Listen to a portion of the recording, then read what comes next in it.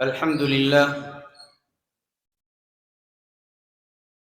لله وكفى والصلاة والسلام على خاتم الأنبياء. أما بعد فأعوذ بالله من الشيطان الرجيم. بسم الله الرحمن الرحيم. وعهدنا إلى إبراهيم وإسماعيل أن طهر بيتي للطائفين والعاكفين والركع السجود. صدق الله وصدق رسوله النبي الكريم.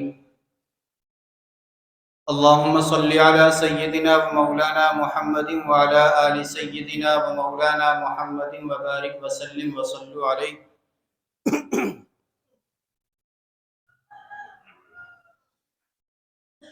مجھ سے قبل برادر مکرم عالمی مجلس تحفظ ختم نبوت کے مرکزی رہنما و مبلغ حضرت مولانا محمد حسین ناصر صاحب دامت برکاتہم العالیہ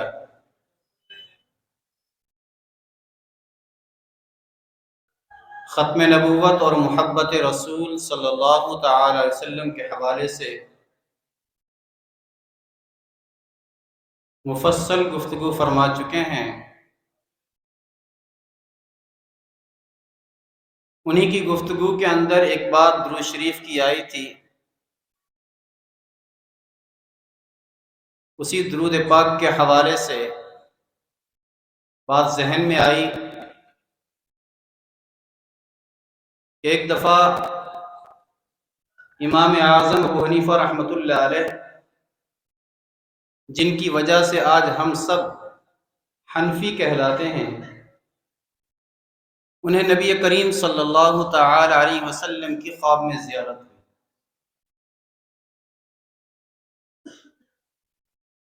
جب خواب میں زیارت ہوئی تو آپ صلی اللہ علیہ وسلم نے فرمایا، اے ابو حنیفہ، تم نے یہ مسئلہ بیان کیا ہے کہ نماز میں جو شخص مجھ پر درود پڑھے اس کی وجہ سے تم اس پر سجدہ سہو واجب کر دیتے ہو. 4 رکعت والی نماز ہے، 3 رکعت والی نماز ہے فرض. دوسری رکعت میں بیٹھے قعدے میں التحیات پڑھنے کے بعد اگر اللہم صلی علی محمد وعلی آل محمد پڑھا، تم کہتے ہو اس پر سجدہ سہو واجب ہو گیا. درود مجھ پر پڑھا ہے اور آپ کہتے ہو غلطی ہو گئی. درود کو غلطی قرار دیتے ہو. اللہ اکبر. تو امام اعظم ابو حنیفہ رحمۃ اللہ علیہ نے عرض کیا، یا رسول اللہ صلی اللہ تعالی علیہ وسلم، سجدہ سہو کے لیے جو میں نے کہا ہے وہ اس وجہ سے کہ اس آدمی نے غافل ہو کر درود پڑھا ہے. درود پاک غفلت سے نہیں پڑھا جاتا، اس نے غافل ہو کر پڑھا ہے، بھولے سے پڑھا ہے، تو غافل ہونے کی وجہ سے اسے سزا ملی کہ سجدہ سہو کرے، نہ کہ درود پاک پڑھنے کی وجہ سے. نبی کریم صلی اللہ تعالی علیہ وسلم کی محبت صحابہ اکرام رضوان اللہ تعالی علیہم اجمعین کے اندر تو کوٹ کوٹ کے بھری ہوئی تھی کہ مشرکین مکہ نے انتہا درجے کا زور لگا لیا کہ نبی کریم صلی اللہ تعالی علیہ وسلم کی محبت صحابہ کے دلوں سے نکال دیں. لیکن جس نے ایک دفعہ کلمہ پڑھ لیا وہ پھر کبھی آپ سے دور نہ ہوا. صحابہ کرام رضوان اللہ تعالی علیہم اجمعین کے بعد میں کہا کرتا ہوں کہ سب سے بڑے عاشق رسول امام مالک رحمۃ اللہ علیہ. صحابہ کے بعد سب سے بڑے عاشق رسول امام مالک رحمۃ اللہ علیہ کہ نبی کریم صلی اللہ تعالی علیہ وسلم کی محبت کی بنا پر پوری زندگی مدینہ میں گزاری، لیکن پوری زندگی میں حدود مدینہ کے اندر کبھی پیشاب پخانہ نہیں کیا۔ جب حاجت ہوتی حدود مدینہ سے باہر جاتے تھے اور پھر آتے تھے، اور مدینہ سے باہر نہیں نکلتے تھے اس بنا پر کہیں ایسا نہ ہو کہ میں مدینہ سے باہر جاؤں اور مجھے موت آ جائے۔ یہ مدینہ سے محبت تھی۔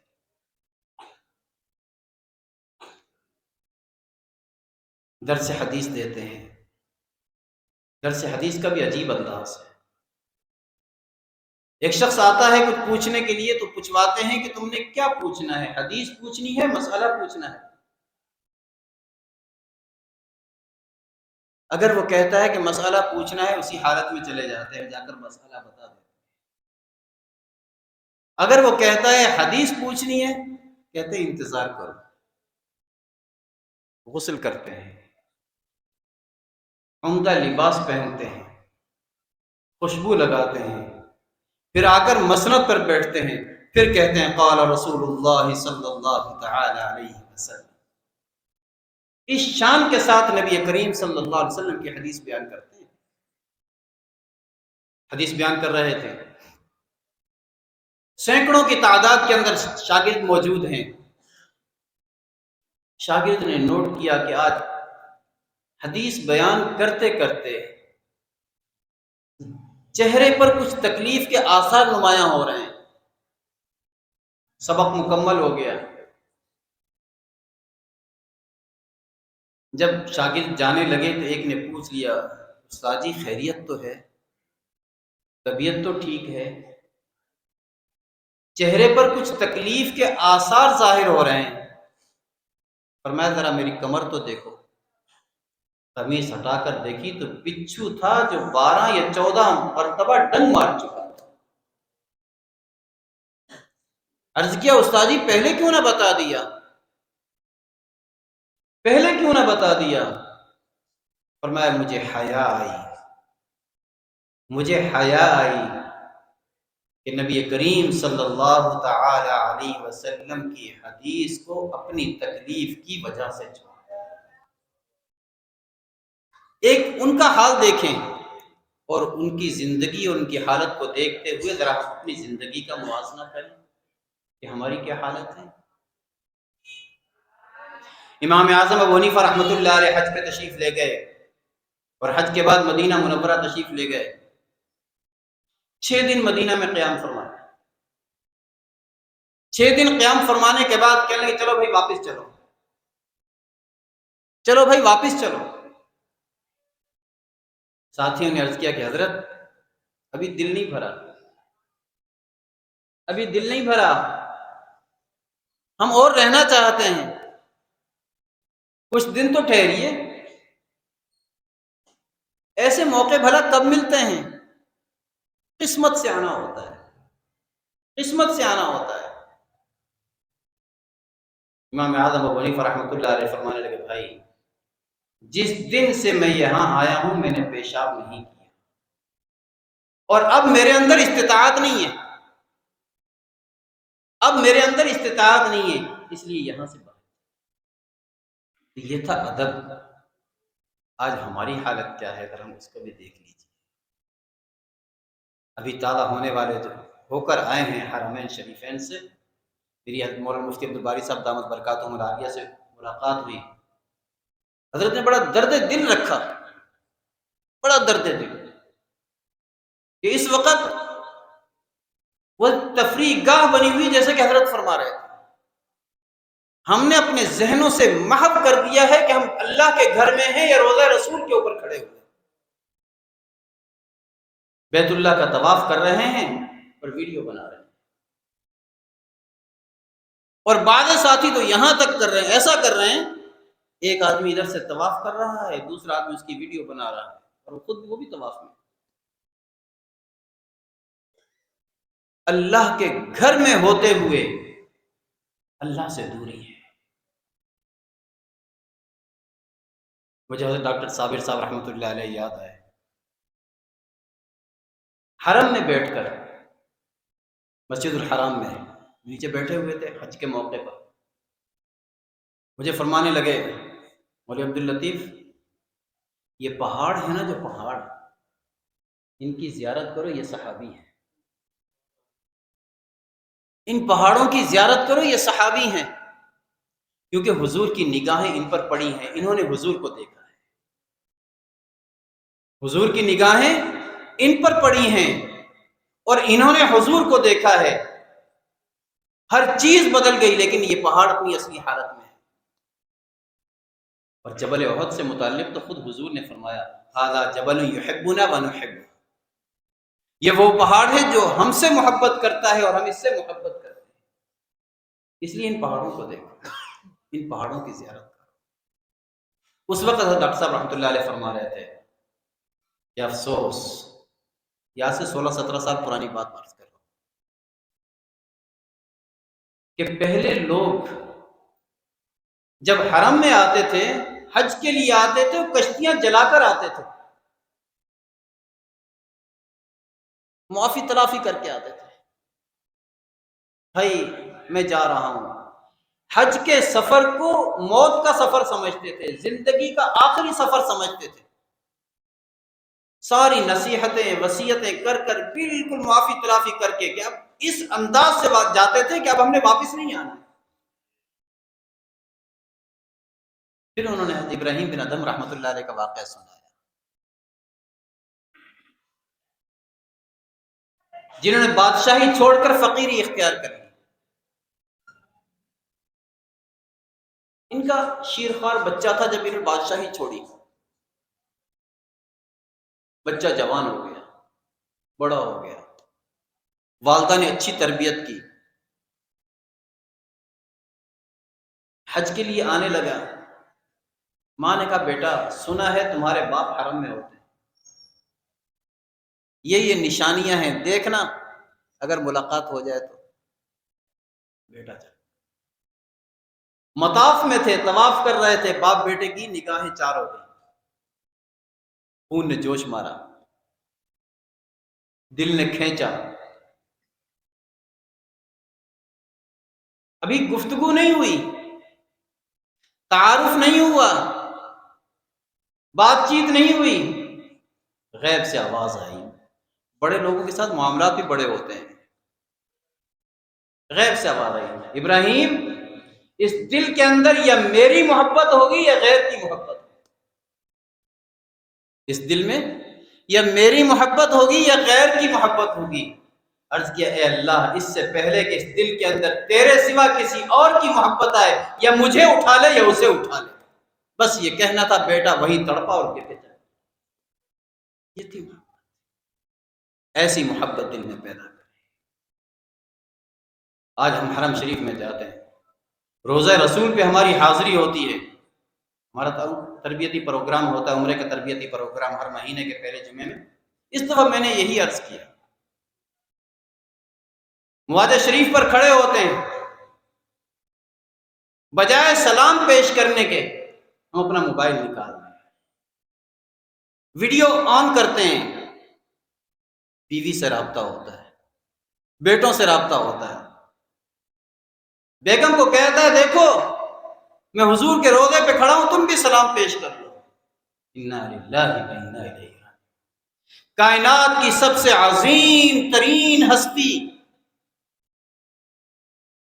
اہل سنت والجماعت علماء دیوبند کا نظریہ اور عقیدہ ہے کہ نبی کریم صلی اللہ تعالی علیہ وسلم اپنی قبر انور کے اندر زندہ ہیں۔ سلام کرتے ہیں، سلام کا جواب دیتے ہیں، اور جس جگہ آپ صلی اللہ علیہ وسلم آرام فرما ہیں، زمین کے جس حصے کو آپ کا جسد اطہر لگا ہوا ہے، زمین کا وہ حصہ روئے زمین سے، جنت سے، اللہ تعالیٰ کی عرش و کرسی سے بھی اعلیٰ و افضل۔ ہمارا عقیدہ، کائنات کی سب سے عظیم ترین ہستی وہاں کھڑے ہو کر بیوی کے ساتھ گفتگو کر رہا ہے، بیٹے کے ساتھ گفتگو کر رہا ہے۔ جب تو بیوی اور بیٹوں کے ساتھ گفتگو کرے گا تو پھر تیرا دھیان، تیری توجہ نبی کریم صلی اللہ علیہ وسلم سے تو ہٹ گئی. اس سے بڑی اہانت اور کون سی ہوگی؟ اس سے بڑی توہین اور کون سی ہوگی؟ کافر، غیر مسلم نبی کریم صلی اللہ علیہ وسلم کی توہین ہو کرے تو ہم احتجاج میں کھڑے ہو جاتے ہیں، غلامی رسول میں موت بھی قبول ہے. لیکن ہائے افسوس، رسول اللہ صلی اللہ علیہ وسلم کی محبت میں ہمیں داڑھی رکھنا قبول نہیں ہے. غلامی رسول میں موت تو قبول ہے، لیکن محبت رسول میں داڑھی رکھنا قبول نہیں ہے. غلامی رسول میں موت قبول ہے، لیکن محبت رسول میں اپنا سر ڈھکنا قبول نہیں. غلامی رسول میں موت قبول ہے، لیکن محبت رسول میں اپنے ٹخنے ننگے رکھنا قبول نہیں. میرے بھائیوں، اگر نبی کریم صلی اللہ علیہ وسلم سے محبت ہے تو آپ صلی اللہ علیہ وسلم کی محبت آپ کی سیرت کو اپنانے کے اندر. اگر سیرت کو نہیں اپنائیں گے، یاد رکھیے محبت میں ہم کمزور ہیں. پھر حضور علیہ السلام کس منہ سے ہم کہتے ہیں کہ حضور علیہ السلام ہماری شفاعت کریں گے؟ کرتے ہیں مت. شفاعت والے کام تو کریں. ہاں نبی کریم صلی اللہ علیہ وسلم، اللہ تعالیٰ فرماتے ہیں وقال الرسول یا رب ان قوم اتخذوا هذا القرآن مہجورا. کل قیامت کے دن نبی کریم صلی اللہ علیہ وسلم فریادی ہوں گے اللہ تعالیٰ کی بارگاہ میں، اے میرے رب، یہ میری وہ قوم ہے جس نے قرآن چھوڑ دیا. جب حضور صلی اللہ علیہ وسلم مدعی ہوں گے تو پھر بتائیے ٹھکانہ کہاں ہوگا؟ اس لیے میرے بھائی، نبی کریم صلی اللہ علیہ وسلم کی محبت کا تقاضا یہ ہے، اللہ تعالیٰ کے گھر کی محبت کا تقاضا یہ ہے کہ نبی کریم صلی اللہ علیہ وسلم جو پیغام لے کر آئے ہیں، نبی کریم صلی اللہ علیہ وسلم جو فرمان لے کر آئے ہیں، اس پر دل و جان سے عمل کریں، اس کے مطابق زندگی بسر کریں. پھر دیکھیے ہماری زندگی میں بہاریں آ جائیں گی، اور پھر تڑپ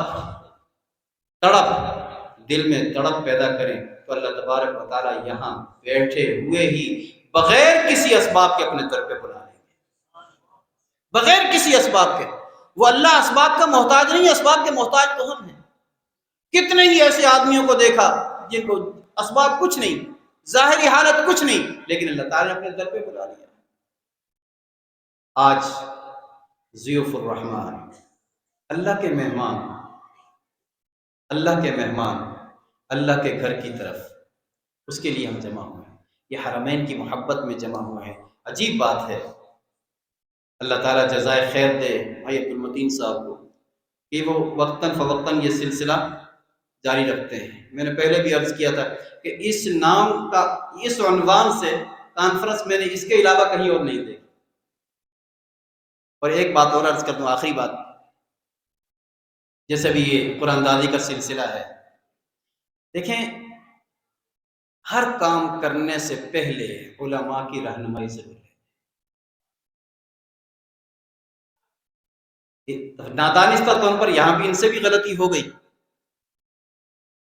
انہوں نے ٹوکنز بنائے اور کچھ ساتھیوں کو ٹوکن پیسوں پہ دیے، فیس رکھی گئی. میرے پاس سے مجھے بھی ٹوکن بک ملی تھی، مولانا کو بھی بک ملی تھی. ہم نے تو کسی سے کوئی پیسہ نہیں لیا کیونکہ ہمیں خود منع کر دیا تھا انہوں نے، لیکن بعض ساتھیوں کو پیسوں سے دے دیے گئے. تو اب گزارش یہ ہے کہ جنہوں نے پیسے دے کر ٹوکن لیے ہیں وہ اپنے پیسے واپس لے لیں، اپنی رقم واپس لے لیں. کیوں؟ یہ غلط ہے، ناجائز ہے. بھائی عبد المتین صاحب سے انسان ہے، غلطی ہو جاتی ہے، لیکن اس سے بڑی اور کیا بات ہوگی کہ اپنی غلطی کا اعتراف کر لینا اور اس کے تدارک کا انتظام کرنا.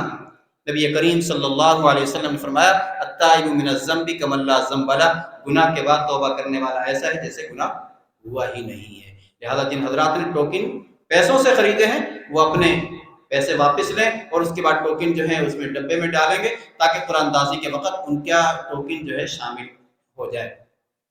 اور اسی سے یہ بات بھی ہمیں سمجھ میں آتی ہے کہ ہر کام کرنے سے پہلے کرنے کے بعد نہیں.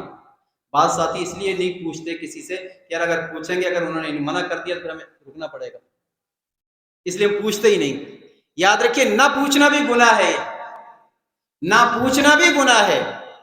اس لیے کام کرنے سے پہلے پوچھ لیں تاکہ ہمیں ہمارا کام صحیح ہو اور ہمیں صحیح رہنمائی مل جائے. اللہ تبارک و تعالی ہمیں نبی کریم صلی اللہ علیہ وسلم کی سچی محبت عطا فرمائے اور آپ صلی اللہ علیہ وسلم کے اسوہ حسنہ کے مطابق زندگی بسر کرنے کی توفیق عطا فرمائے. باخر دعوانا الحمدللہ.